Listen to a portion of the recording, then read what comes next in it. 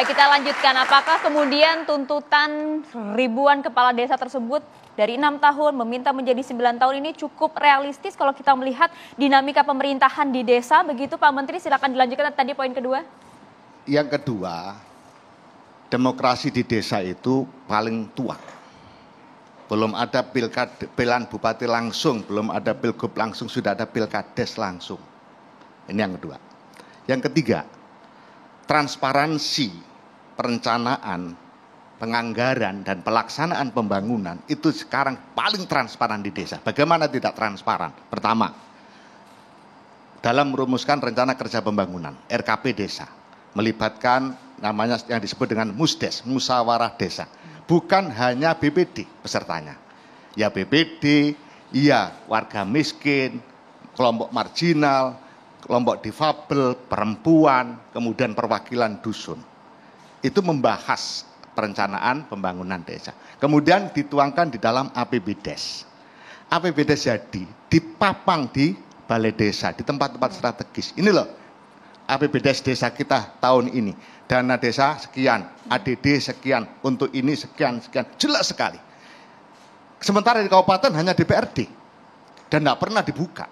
Ini adalah satu bentuk pengawasan sehingga masyarakat melihat APBDes yang dipampang itu sudah tahu pembangunan irigasi di dusun ini sepanjang sekian anggarannya 200 juta. Masyarakat sudah bisa lihat, masa sih segitu kok 200 juta.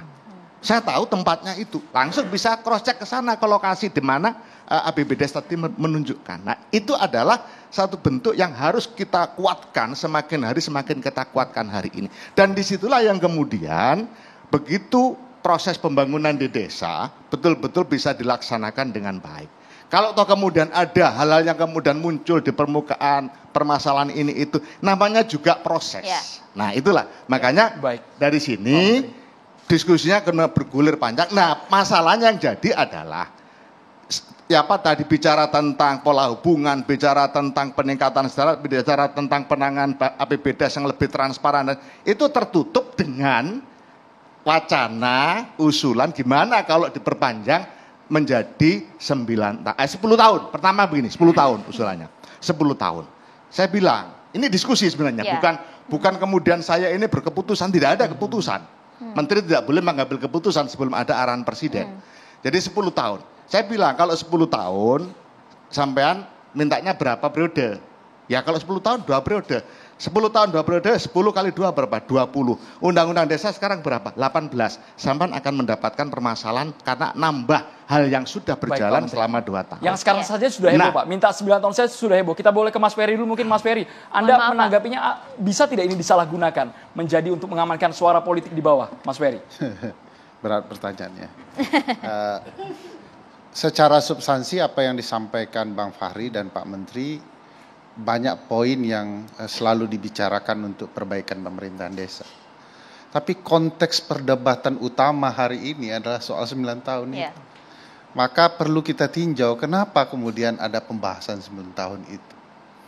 Saya berkeyakinan karena ini studi keilmuan yang saya geluti, Bang Boni juga, bagaimanapun pembatasan kekuasaan itu penting. Sebagai satuan pemerintahan terendah di desa, lalu memegang banyak simpul-simpul kekuasaan langsung bersentuhan dengan publik di desa, jabatan kepala desa itu penting. Oleh karena itu, bagaimanapun di konsep kekuasaan harus dibatasi. Saya itu agak takjub ya, katakanlah begitu ya, sekumpulan kepala desa yang datang ke ibu kota ngancam partai politik di 2024. Powerful apa kepala desa ini? KPK saja nggak berani ngancam Bang Fahri waktu jadi anggota DPR. Lalu tiba-tiba ada kepala desa yang ngancam kalau tidak setuju dengan kami 2024 awas. Saya nggak pernah tuh dengar ada institusi pemerintahan satuan terendah lagi ngancam DPR.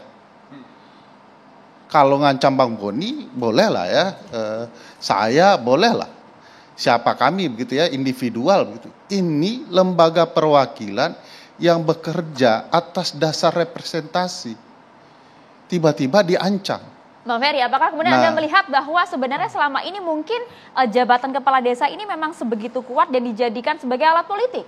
Ya, salah satu yang mengemuka adalah soal dana desa kan. Itu yang menyebabkan kemudian terjadi quote and quote perebutan jabatan kepala desa. Dulu saja sebelum ada dana miliaran sudah diperebutkan, apalagi miliaran.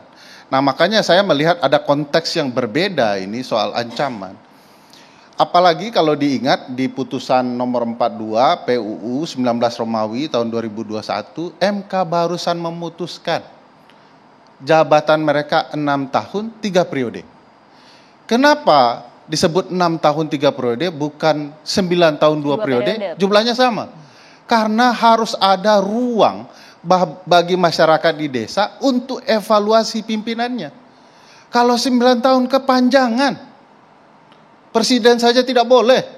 Karena sudah ada angka matematis secara politis dari founding fathers, batasan khas orang Indonesia, karena mereka merasakan bahwa itu 5 tahun. Jadi aneh kalau ada satuan pemerintahan terendah ngomong lebih lama daripada presiden. Padahal mereka yakin mereka lah yang bersentuhan langsung dengan rakyat. Kata Ketua Abdesi, cukup pas 9 tahun untuk membangun desa.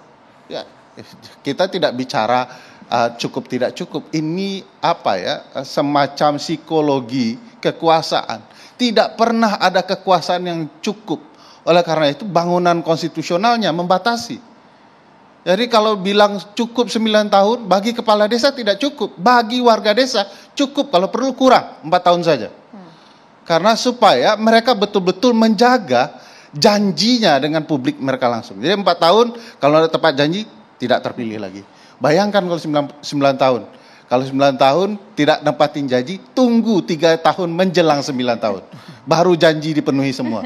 6-nya kemudian dikorupsi gitu ya.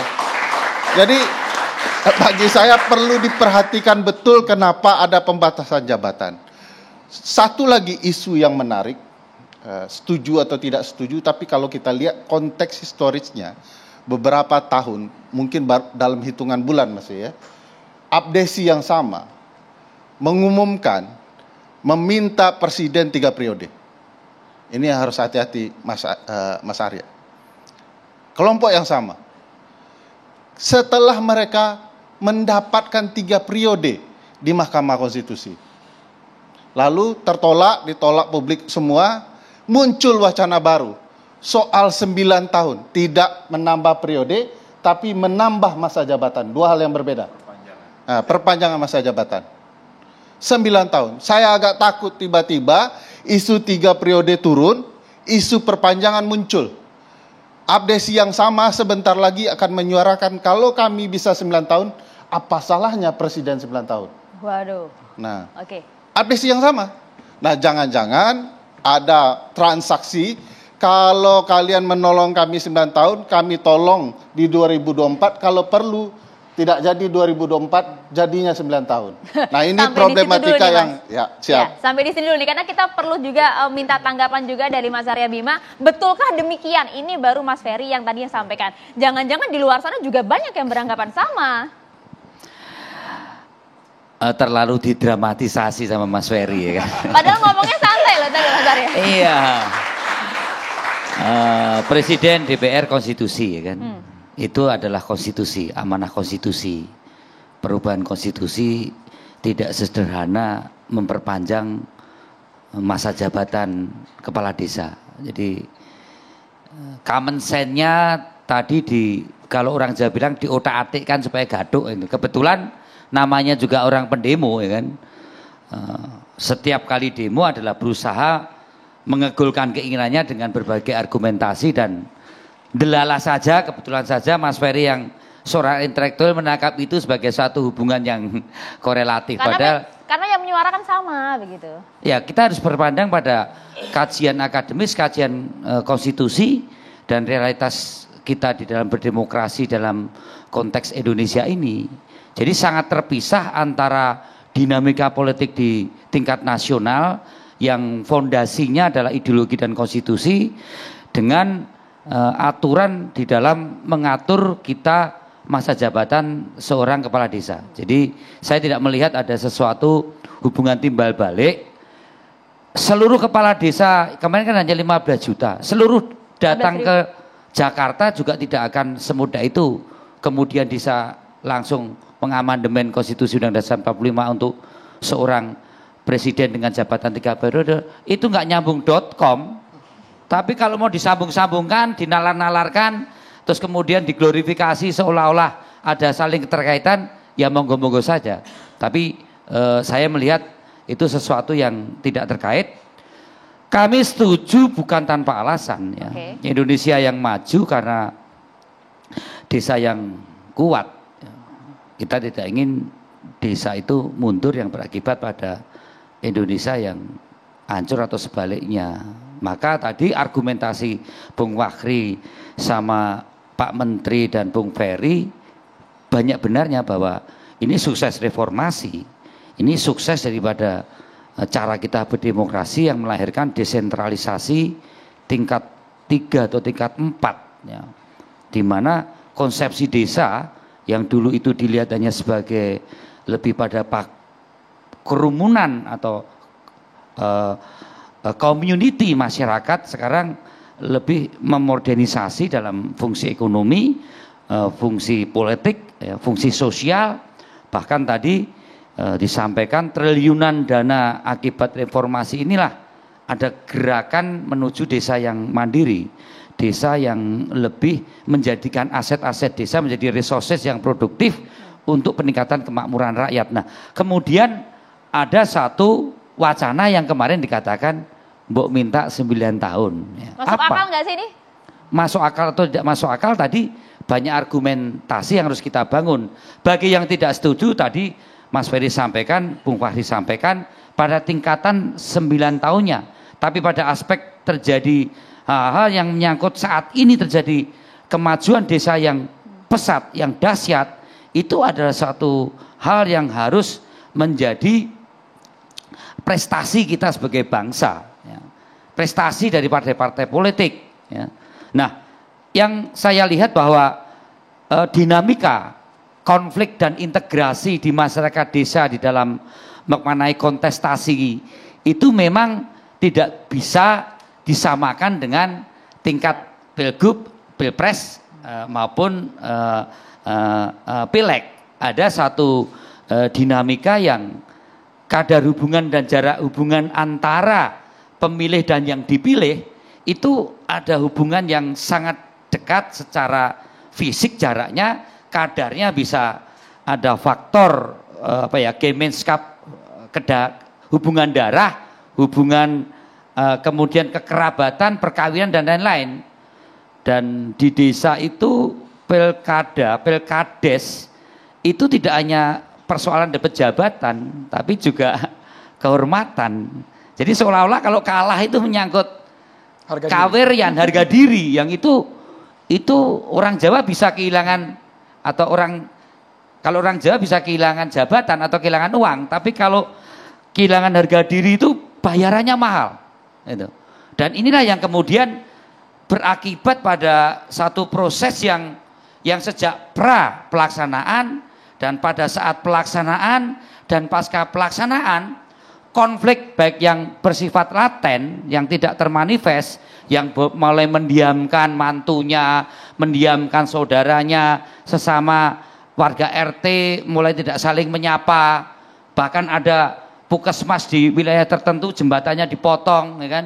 Ada ekses, saya katakan ini ekses ya, bukan satu produk yang tidak bisa kita abaikan. Sehingga desa maju tadi, apa perlu kita pikirkan lebih lanjut? Ini yang belum manifest ya, yang belum manifest betul-betul terjadi konflik. Padahal yang menang di dalam pilkades itu yang sebenarnya secara elektoral dia hanya unggul. Tidak seperti pilpres 50% plus 1 gitu kan.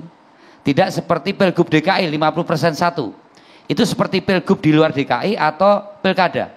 Jadi yang menang itu sekitar 38%. Bahkan ada yang 25%. Itu menang. Yang unggul, yang kalah tadi itu jauh lebih banyak. Ya, ini praktek. Saya pernah meneliti waktu kuliah itu konflik dan integrasi pasca pilkades. Ada hal-hal sosiologis yang perlu dipertimbangkan dan dia basis komunitas. permufakatan pemusyawaratan. Tapi karena proses elektoral ini, pendulangan suara, itu demikian keras. Belum Bang Fakhri mungkin juga tahu, Bang Ferry juga tahu, keterlibatan yang menyangkut sudah jadi taruhan penjudi. Bahkan siapa yang diunggulkan, itu dipakai botoan itu. Itu dipakai taruhan. Bahkan bisa, penjudi bisa membalikkan suara elektoral money politik yang sudah dikeluarkan itu karena taruhan di atas. Tapi sekali lagi ini ekses ya. Tapi ekses juga harus kita perhatikan. Karena seperti ini Mas Arya, setelah adanya aksi unjuk rasa para kades tersebut, cepat reaksi dari pemerintah. Bahkan melalui Mas Budiman Sujatmiko mengatakan Presiden setuju masa jabatan jadi 9 tahun. Itu betul tidak? Kita butuh penegasan soal itu. Sesaat lagi Mas Arya dijawab, tapi kita harus jeda Kita dengan tahan dulu Mas demokrasi Arya, Indonesia. terima kasih.